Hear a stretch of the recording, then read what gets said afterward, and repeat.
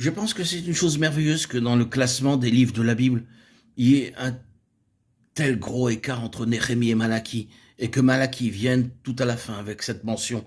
Ils seront à moi, mon trésor particulier, dit l'Éternel des armées, au jour que je ferai.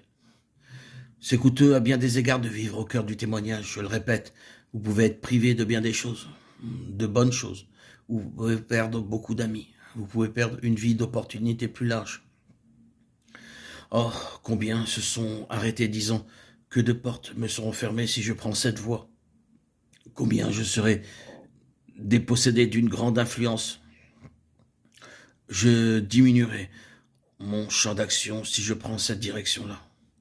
Et pour ces raisons, beaucoup ont opposé un refus, pensant que c'était un argument légitime de se cramponner à un champ d'action et à une influence plus large plutôt qu'à toute la pensée du Seigneur.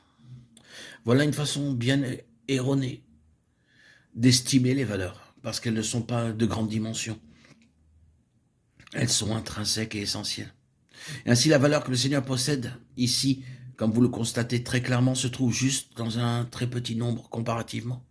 C'est un jour de petites choses. C'est une compagnie comparativement petite au sujet de laquelle le Seigneur dit « mon trésor particulier ». La valeur est intrinsèque. C'est là que le Seigneur trouve ce que son cœur désire. Et ce qui, je crois, nous conduit à la chose bien plus grande. Ce n'est pas que la pensée du Seigneur s'achève là en petitesse, parce que l'Ancien Testament se termine avec ce temps de petites choses, cette petite compagnie, craignant le Seigneur. Mais c'est là le lien entre la fin de l'ancienne dispensation et le début de la nouvelle, la venue du Seigneur Jésus et tout ce qui a suivi. Car durant les 400 années séparant les testaments, il y a eu toujours cette petite compagnie restant attachée à la pleine pensée du Seigneur. Quand vous ouvrez le Nouveau Testament et commencez le récit tel qu'il fut donné par Luc, vous trouvez là ce lien, la petite poignée représentative. Voici Anne, voici Simon, voici dans Jérusalem une compagnie qui attend la promesse.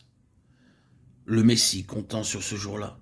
Ils sont liés à ceux qui craignaient l'Éternel.